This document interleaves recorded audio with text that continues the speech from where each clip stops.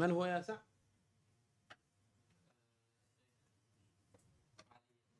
أحسنت ما شاء الله.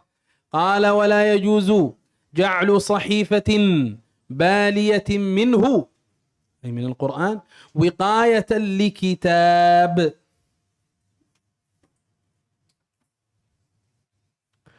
يعني لو أن عندك مصحفا، هذا المصحف أخذت منه ورقا فجعلتها غلافا لكتاب آخر، يقول الشيخ لا يجوز فعل ذلك.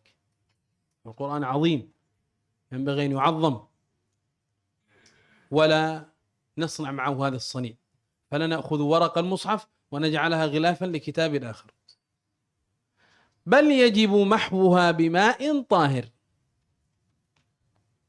ويصب في بحر أو نهر جار إن أمكن ذلك،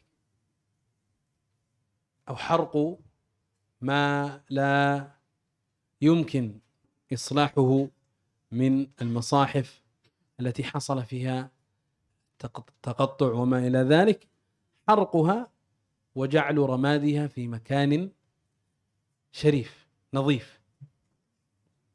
أما أن تستعمل أوراق المصحف غلافا لكتاب آخر فلا ينبغي ذلك. قال ويحرم كتب القرآن وكذا أسماء الله تعالى بنجس.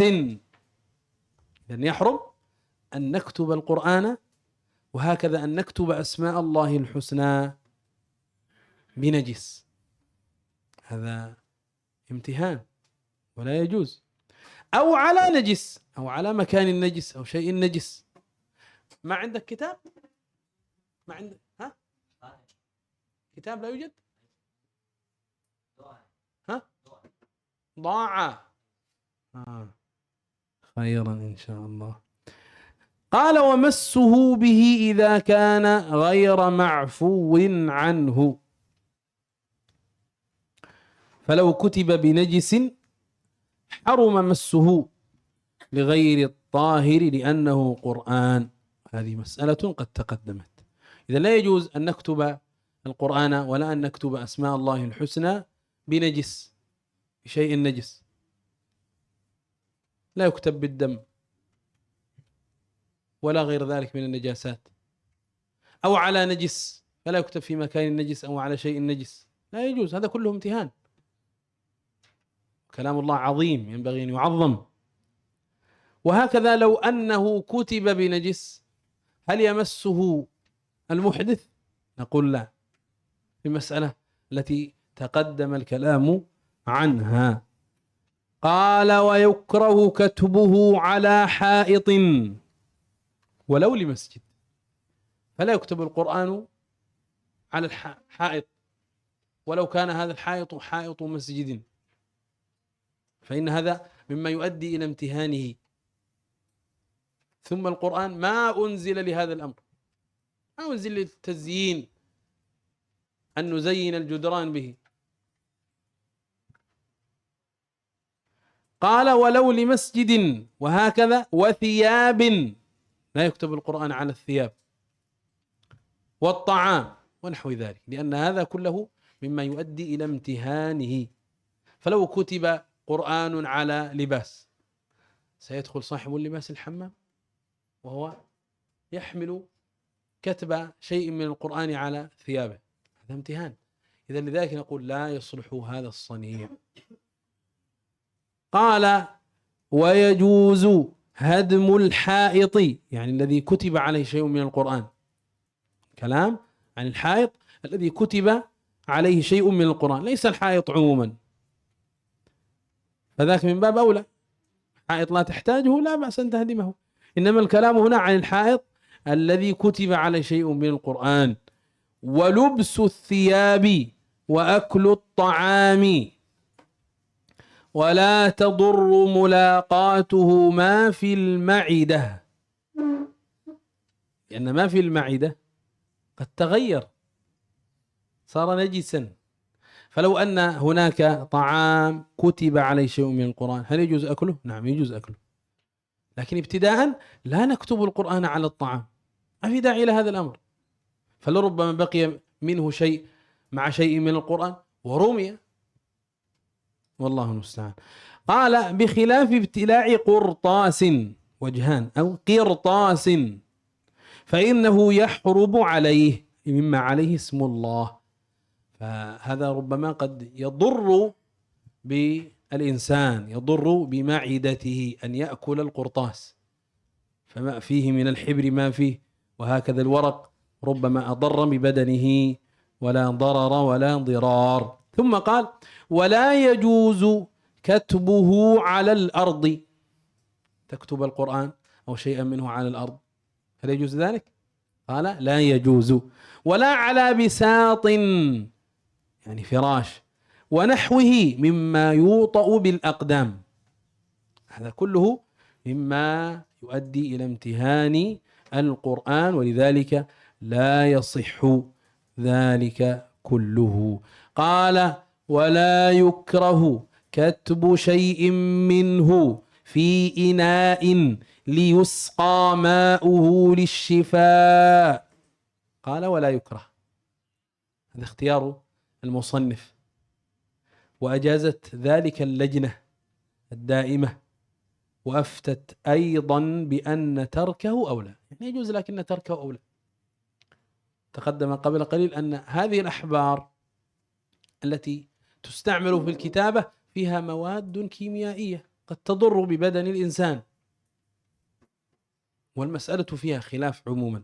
ولذلك قال خلافا لما وقع للإمام ابن عبد السلام في فتاويه من التحريم، أفتى بالتحريم، لكن اختيار المصنف، وهكذا كما ذكرت لك فتوى اللجنة الدائمة، أن هذا الأمر يجوز لكن تركه أولى، لكن تركه أولى. نعم. Bismillahirrahmanirrahim. Alhamdulillah, salatu wassalamu ala rasulillah wa ala alihi wa sahbihi wa ala amma ba'd. Melanjutkan dari apa yang telah kita baca dari kitab Fathul Karim Al-Mannan fi Adabi Hamalatil Quran. Berkata penulis rahimahullah ta'ala, dan tidak boleh yang menjadikan sahifah, itu lembaran yang telah baliyah, yang telah usang ya, atau telah lama yang dari Al-Quran, darinya lembaran yang itu adalah merupakan lembaran Al-Quran, bikoyatan, itu sebagai ya penjaga dari kitab, maksudnya sebagai sampul ya dari kitab.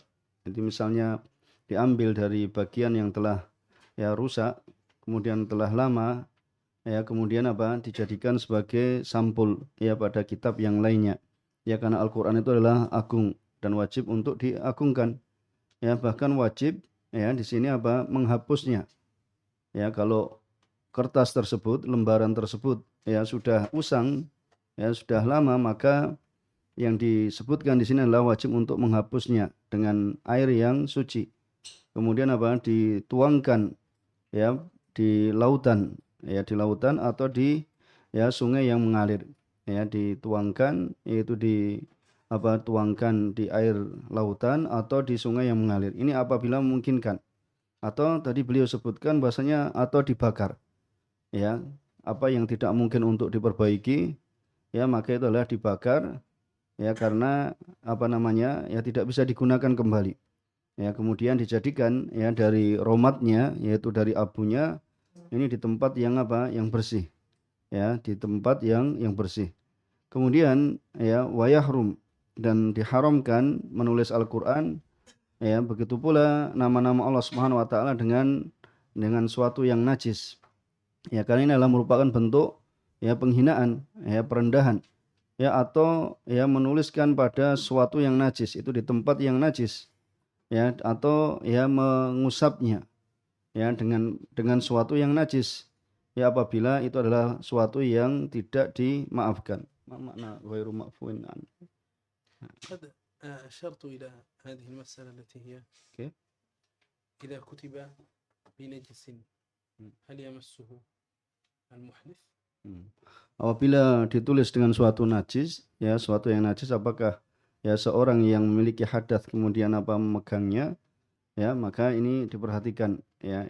Dan tadi di suatu yang najis misalnya, yaitu misalnya menulis Al-Quran dengan darah ya, atau menempatkan Al-Quran di tempat yang najis, maka ini ya tidak diperbolehkan, ya haram hukumnya. Kemudian wa yukrah, dan dimakruhkan menulisnya di atas dinding, ya di atas dinding, ya sekalipun itu di masjid, ya sekalipun itu adalah ya dindingnya masjid, ya karena ini nantinya akan menghantarkan kepada ya peremehan dan juga penghinaan, karena Allah Subhanahu wa taala tidaklah menurunkan Al-Qur'an untuk perkara ini, ya tidaklah untuk ya urusan semisal ini, yaitu bahasanya masjid itu ya dihiasi dengan ayat-ayat Al-Qur'an. Kemudian juga dimakruhkan yaitu pada tiap, yaitu pada baju, pada pakaian dan juga pada makanan, ya menuliskan ya ayat Al-Qur'an pada makanan dan semisal yang demikian itu. Kemudian dan boleh ya menghancurkan tembok ya atau dinding yang terdapat di dalamnya dari ya ayat-ayat Al-Qur'an. Yang dinding yang sudah apa? Ya di situ tertulis dari ayat Al-Qur'an. Atau seorang itu mengenakan pakaian yang ada tulisan Al-Qur'an. Ya, kemudian apa? Dan makan dari makanan yang di situ ada tulisan Al-Qur'an. Ya.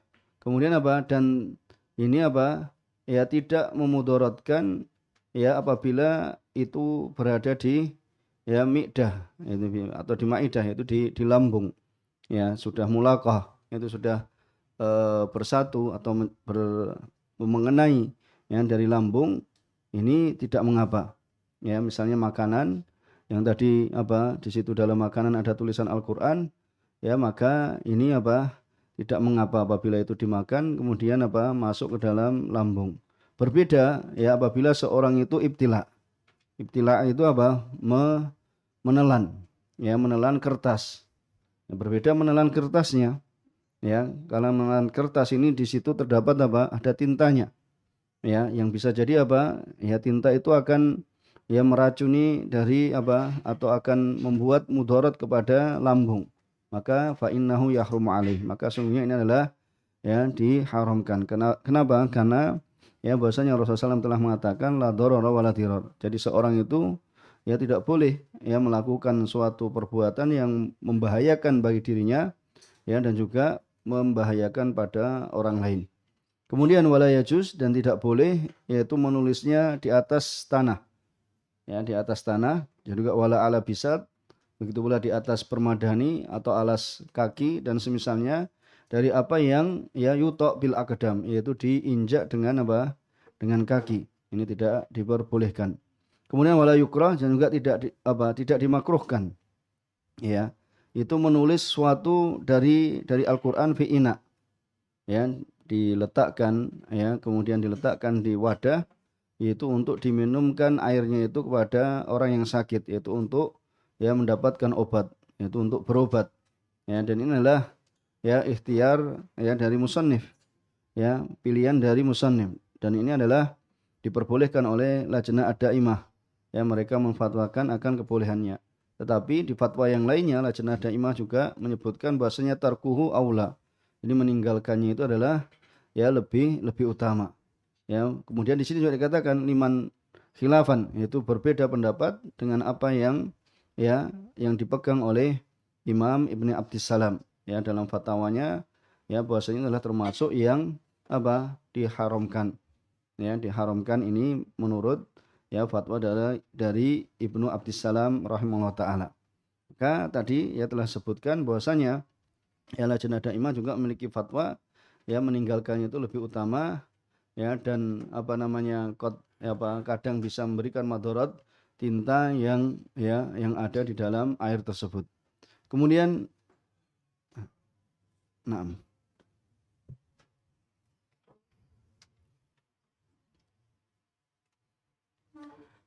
ثم قال رحمه الله ويسن كتبه وإيضاحه إكراما له.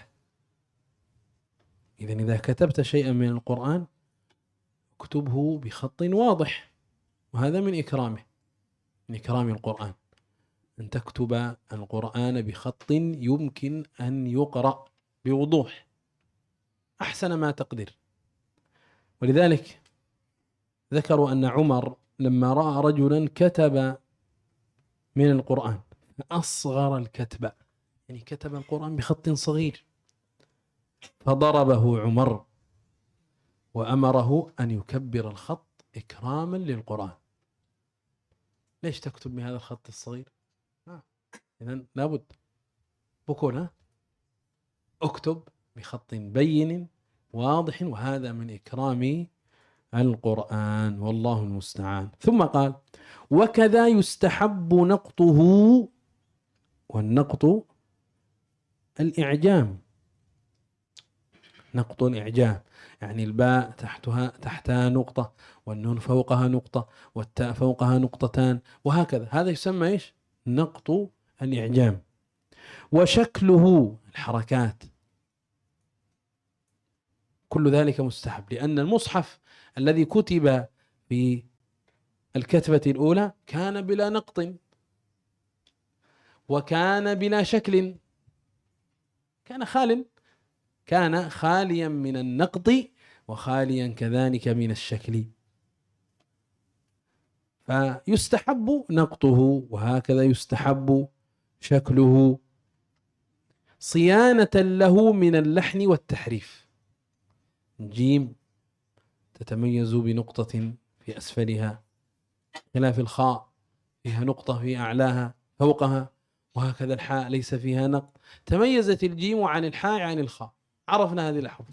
فلو أننا لم ننقط الجيم ولا الخاء سيكون شكلها واحد. ها نحن نلحن والحركات موجودة والنقط موجود، كيف لو أن المصحف بلا نقط ولا حركات؟ كنا نقرأ شيئا آخر بعيدا جدا، الله المستعان. أي نعم. قال: كل ذلك صيانة له من اللحن والتحريف، نحافظ على القرآن ألا نلحن فيه ولا نحرفه. قال: وينبغي أن يكتب على مقتضى الرسم العثماني، يكتب القرآن بما يوافق الرسم العثماني الذي كتب عليه المصحف في عهد عثمان رضي الله عنه، ثم أجمع عليه الصحابة. قال أبو عمرو الداني: سئل مالك: أيكتب المصحف على ما أحدثه الناس؟ لأنه يقول، الضباع يقول: لا على مقتضى الخط المتداول على القياس، لأن الخط على أنواع ثلاثة: رسم المصحف، رسم العثماني، هذا رسم خاص بالمصحف، وهناك رسم آخر وهو الرسم الإملائي الذي تدرسونه في علم الإملاء، هذا قياس، وهو المراد بقوله الخط المتداول على القياس. وهناك أمر ثالث يخص الشعر، يخص علم العروض، لا علينا منه. إذن يقول: سئل الإمام مالك: أيكتب المصحف على ما أحدثه الناس من الهجاء، يعني على ما يوافق القياس، الخط المتداول على القياس؟ قال مالك رحمه الله: لا، يعني لا يكتب على الإملاء على القياس، إنما يكتب على ماذا؟ قال: إلا على الكتبة الأولى. قال الداني رحمه الله: ولا مخالف له، يعني لا يوجد من يخالف الإمام مالك في هذا الأمر، ولا مخالف له في ذلك من علماء الأمة، وأفتى بذلك غير واحد من علماء الأمة كالإمام أحمد والبيهقي رحم الله الجميع. إذن ينبغي أن يكتب المصحف على مقتضى الرسم العثماني، فما حذف فيه الألف تكتبه الألف، وما أثبتت فيه الألف كذلك تثبت فيه الألف، ما كتب متصلا تكتبه متصلا، ما كتب مقطوعا تكتبه مقطوعا. ولذلك ينبغي لنا أن نتعلم هذا العلم، سيأتي إن شاء الله مع من ترقى منكم ودرس القراءات، سندرس علم الرسم، ونحن ندرس شيئا منه في كتب التجويد، باب المقطوع والموصول وباب التاءات، هذا كله من علم الرسم. ثم قال: ولا يجوز لأحد أن يطعن في شيء من مرسوم الصحابة. لا تطعن، ولا يجوز لأي أحد أن يطعن فيما رسمه الصحابة. قال: إذ الطعن في الكتابة كالطعن في التلاوة. مر بنا قبل قليل أن الصحابة أجمعوا على هذه الكتبة، فكيف تطعن بشيء أجمع الصحابة عليه؟ أجمع الصحابة على هذه الكتبة، فكيف تطعن بشيء أجمع الصحابة عليه؟ قال إذ الطعن في الكتابة كالطعن في التلاوة. نعم. Kemudian dan disunahkan, berkata penulis rahimahullah taala, disunahkan ya untuk menulisnya dengan jelas, ya, dan menulis dengan jelas itu adalah merupakan bentuk pemuliaan terhadap Al-Quran. Jadi supaya menulis dengan jelas. Apabila seorang menulis, maka ya menulis Al-Quran ini dengan jelas. Ya, Umar radhiyallahu taala anhu pernah melihat ya seorang yang menulis Al-Quran ini dengan khat yang kecil. Ya, kemudian beliau yang memukul ya orang tersebut, ya memukul orang tersebut, kemudian memerintahkannya untuk membesarkan tulisan tersebut, ya karena ini adalah sebagai bentuk pemuliaan terhadap Al-Quran. Ya, jadi kalau menulis Al-Quran maka tulislah dengan jelas, ya dengan jelas dan tulisan yang besar bisa dibaca.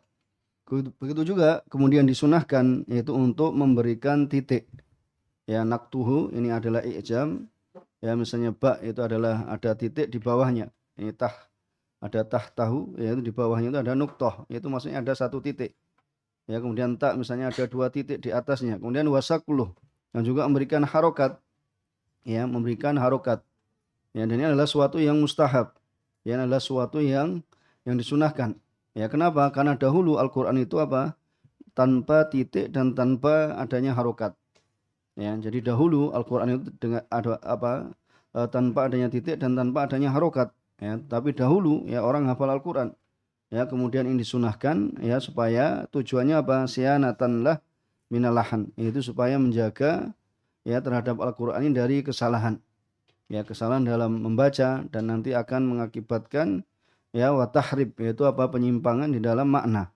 Jadi kalau salah membaca nanti bisa jadi ya salah dalam makna, sehingga tadi bisa dibedakan antara jim ha dengan kha, ya antara titiknya jim di tengah, kemudian ha tidak ada titiknya, kemudian kha titiknya di atas. Ya seandainya ini tidak ada nuktoh, ya ini tidak ada titik, maka tidak akan bisa dibedakan.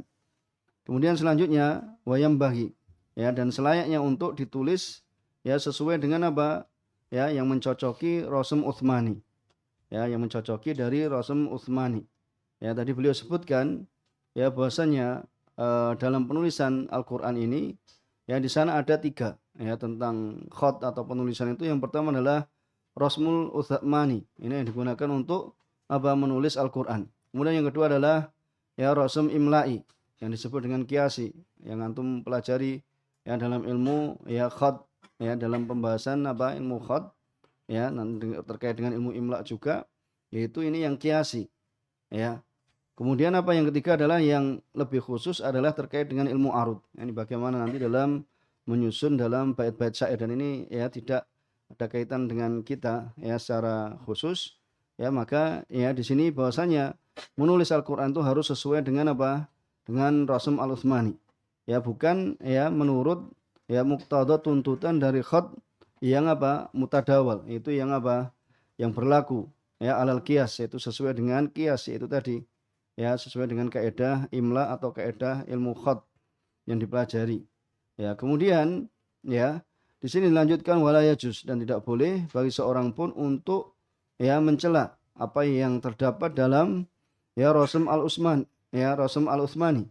Ya karena tadi telah disebutkan bahwasanya sana ya Abu Amr Ad-Dani rahimahullah taala itu menyebutkan bahwasanya Imam Malik rahimahullah taala pernah ya ditanya apakah Al-Qur'an itu ditulis dengan ya mushaf itu ditulis ya sesuai dengan apa yang berjalan, yaitu dari ya Rasm yang mencocoki dari ilmu khat, ya tidak, ya bahasanya Al-Qur'an ditulis dengan Rasm Al-Utsmani, ya ditulis dengan Rasm Utsmani, ya sesuai dengan penulisan ala kitabatil ula, yaitu sesuai dengan tulisan yang pertama itu di zamannya sahabat, ya. Kemudian ya bahkan ya Ad-Dani juga menyebutkan tidak ada mukhalif, ya ini tidak ada yang menyelisih ya akan yang demikian itu ya dari ulama al-ummah, ya tidak ada yang menyelisih, artinya Al-Qur'an itu ditulis dengan Rasm Al-Utsmani. Bahkan yang memberikan fatwa yaitu Al-Imam Ahmad ya dan Imam Baihaqi rahimahullah taala ya bahwasanya ini ya ditulis dengan Rasm Al-Utsmani. Dan terkait dengan ya penulisan Rasm Utsmani sebagaimana yang nanti antum pelajari atau antum akan dapatkan ya di pembahasan tentang taat ya dalam ya kitab yang berkaitan dengan tajwid ya tentang yang muttasil kemudian yang maqtu ya dan yang semisalnya nanti akan ya antum pelajari. Dan tadi tidak boleh ya mencela dari apa yang mereka para sahabat telah bersepakat di dalamnya ya karena mereka para sahabat telah sepakat ya kenapa itu ya karena pencelaan terhadap penulisan ini pada hakikatnya seperti celaan kepada ya pembacaan yaitu pada tilawah itu sendiri.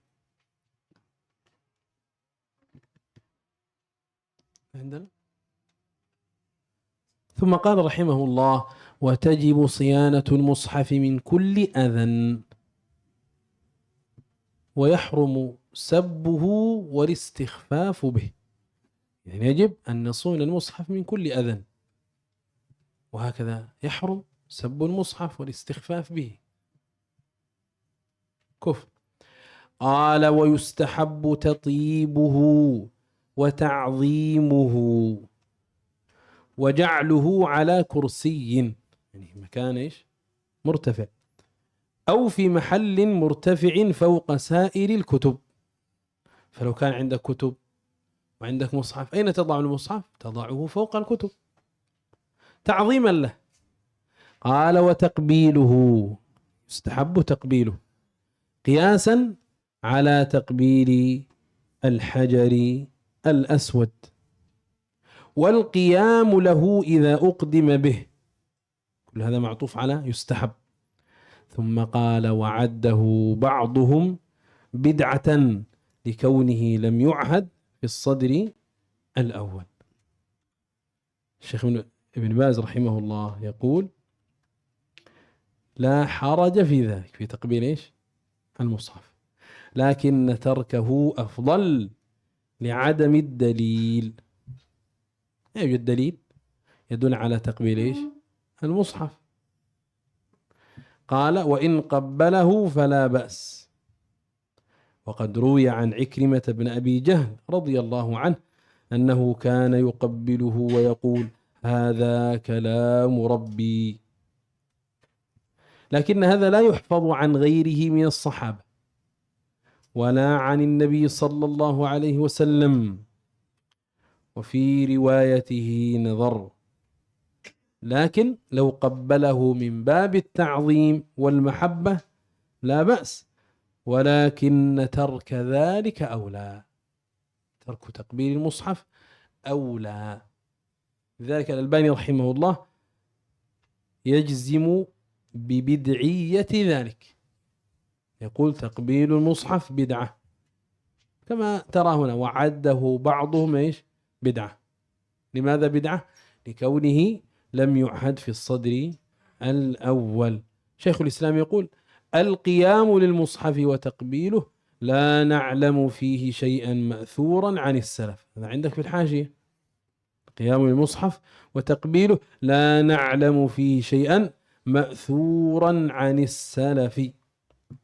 قال وقد سئل الإمام أحمد عن تقبيل المصحف فقال ما سمعت فيه شيئا. يعني ما ورد تقبيل المصحف. وإذا كان الشيء ممكنا في زمنهم ولم يروى عنهم هذا معنى ذلك أن تركه أولى.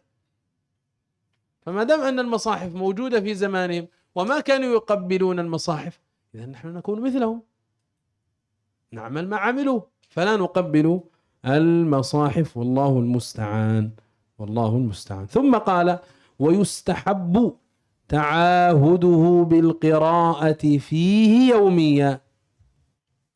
تعاهد القرآن لا سيما المصحف الذي عندك حتى لا تهجر المصاحف.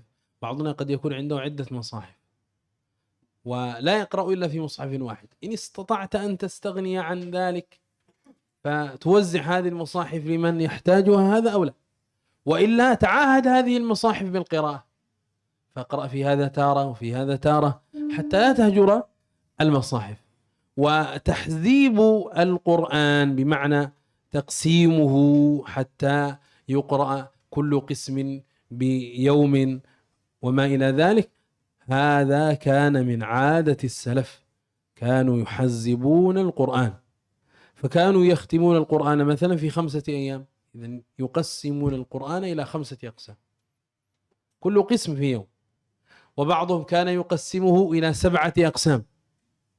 فمي بشوق الذي مر بكم، فمي بشوق، هذه الجملة إشارة إلى التحزيب الذي كان سائدا عند الصحابة، وهو تحزيب القرآن إلى 7 أقسام.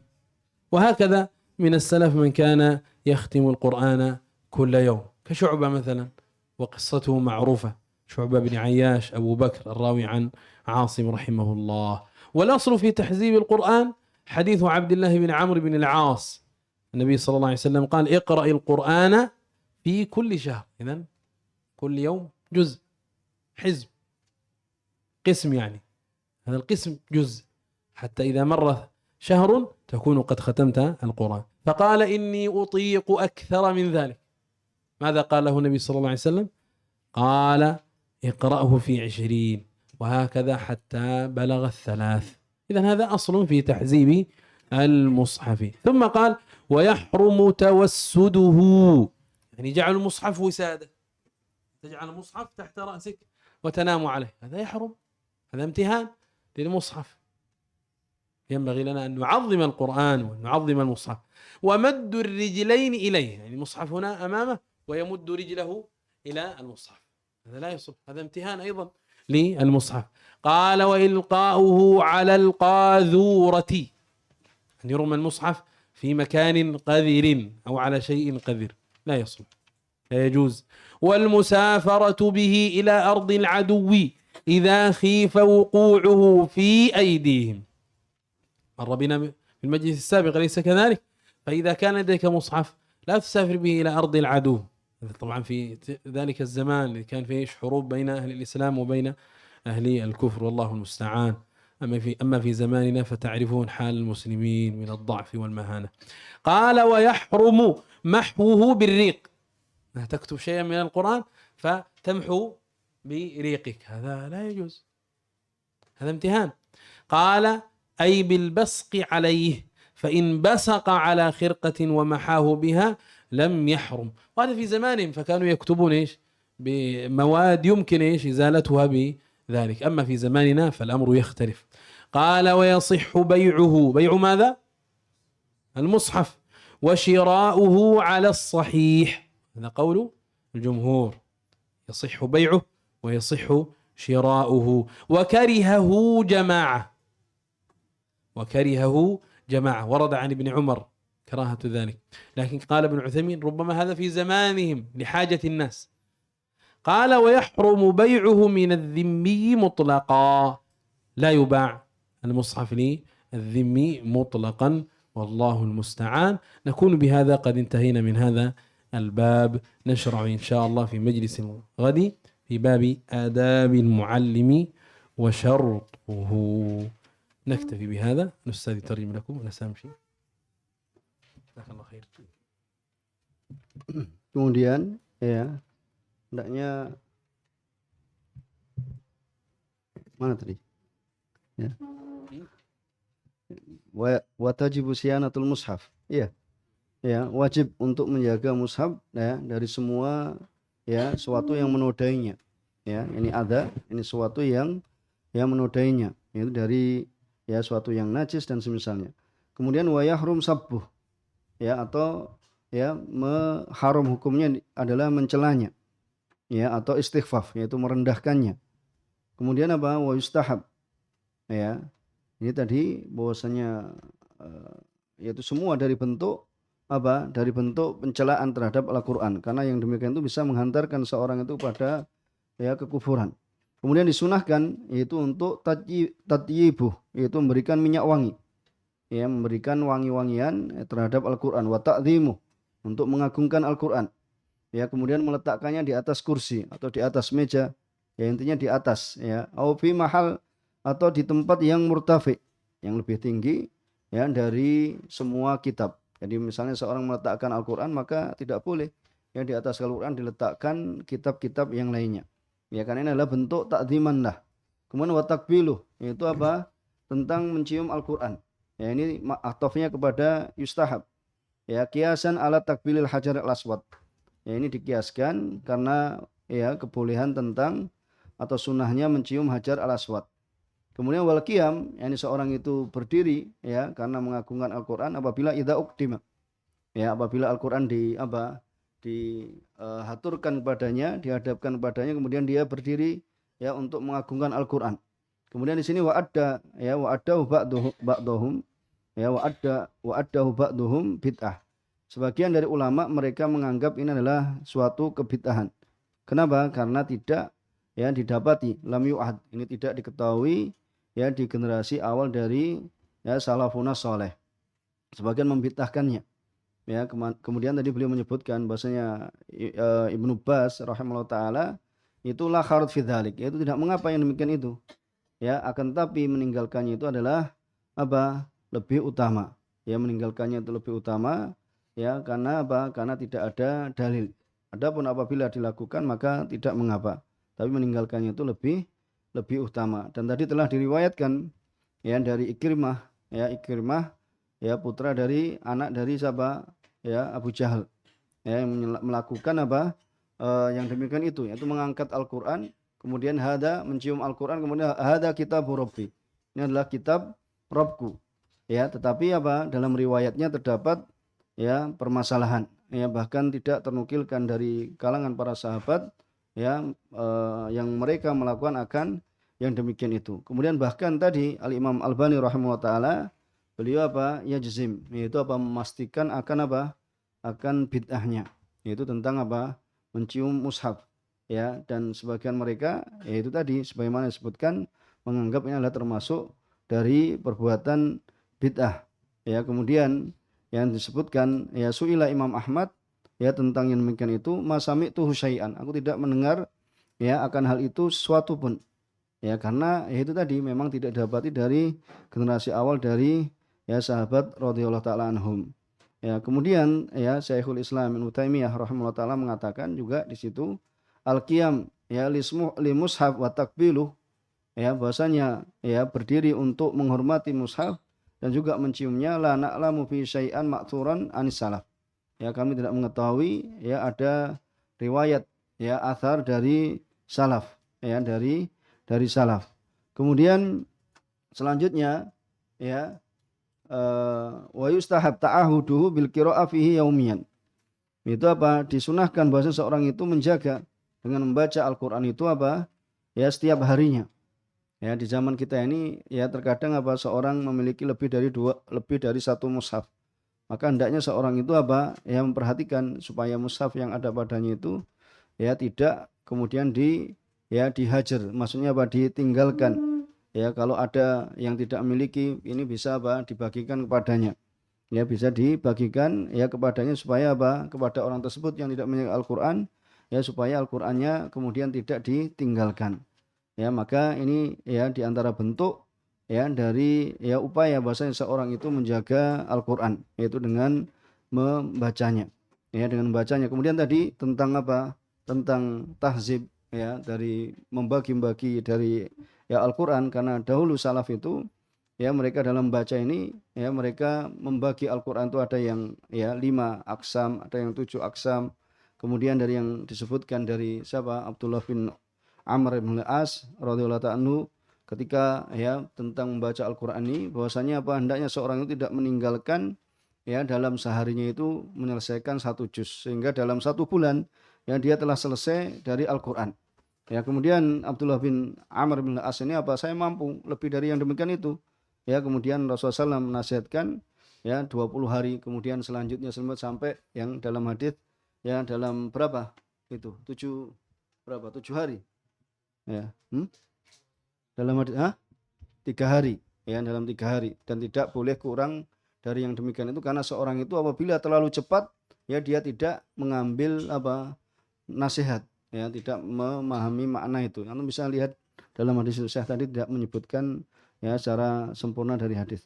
Wa yahrumu tawassuduhu, dan tidak boleh apa menjadikan Al-Qur'an itu sebagai apa? Sebagai bantal, ya, tempat alas tidur. Kemudian apa? Ya, kemudian dia mengarahkan kedua kakinya kepada Al-Qur'an. Jadi Al-Qur'an ada di depannya, kemudian kakinya langsung dia hadapkan ke arah Al-Qur'an. Ini juga tidak diperbolehkan. Wa ilqauhu ya alal qadhurah. Ini kemudian melempar Al-Qur'an ya pada qadhurah, suatu yang kotor, bahkan suatu yang najis. Atau wal musafarah, yaitu apa? Musafir, seorang berpergian bersama dengan Al-Qur'an ya ke negeri apa? Musuh, ya, apabila ditakutkan ya bahwasanya Al-Qur'an itu akan ya diambil oleh mereka, ya akan terjatuh pada mereka, maksudnya apa? Akan mereka ambil Al-Qur'an tersebut, ya. Ya, kemudian maka di sini tidak diperbolehkan. Makanya diperhatikan, ya, berbeda mungkin dengan zaman kita di saat ini, ya. Kita ini lain dengan ya zaman dahulu, bagaimana mereka itu sangat menjaga sekali, memuliakan sekali terhadap Al-Qur'an. Kemudian wayah rumahmuhu birrik. Di sini diharamkan menghapus ya Al-Qur'an itu dengan apa? Dengan ludah. Ya, atau bil basaq alih, atau meludah padanya. Ya, meludah ya pada untuk membuka. Makanya sebagian kan di sana ya tidak diperbolehkan seorang itu apa apa ini mengusapkan ya jarinya, kemudian dia gunakan untuk memindah dari lembaran-lembaran Al-Qur'an. Ya, kemudian di situ apabila fa'in basaqa ala khirqah, apabila seorang itu meludah di atas khirqah, yaitu secarik kain, ya, kemudian apa? Wa mahahu, kemudian dia gunakan untuk menghapus ya dengan kain tersebut, ya lam yahrum, maka ini tidak diharamkan. Ya, dan di zaman kita ini ya berbeda dengan mungkin zaman dahulu. Ya. Kemudian wayasih, boleh ya sah menjual Al-Qur'an dan membelinya menurut pendapat yang sahih, dan ini adalah pendapatnya jumhur. Ya, pendapatnya jumhur boleh yaitu menjual Al-Qur'an dan membelinya. Kemudian wakarihahu jamaah. Ya. Ini ya sebagian jamaah itu memakruhkannya. Ya, sebagaimana tadi telah datang dari Abdullah bin Umar radhiyallahu ta'ala anhu, ya, berkata Ibnu Utsaimin rahimahullah taala, ini ya bisa jadi ini ya di zamanihim, yaitu di zaman mereka, tapi sekarang ya alhamdulillah yaitu sah, ya yaitu sah jual beli Al-Qur'an. Wa yahrumu bai'uhu minadh dhimmi mutlaqan. Kemudian juga diharamkan menjual Al-Qur'an itu dari kafir dhimmi secara mutlak. Ya, seorang menjual Al-Qur'an kepada ya seorang kafir dhimmi, maka ini tidak diperbolehkan. Ya, maka dengan ini tadi beliau sampaikan telah kita selesaikan adab ya yang terkait dengan apa? Memegang Al-Qur'an dan membawanya dan menulisnya. Dan insyaallah pada kesempatan yang akan datang kita akan masuk pada adab tentang pengajar Al-Qur'an dan juga syarat-syaratnya. Ya, subhanakallahumma bihamdika asyhadu an la ilaha illa anta astaghfiruka wa atubu ilaik. Assalamualaikum warahmatullahi wabarakatuh.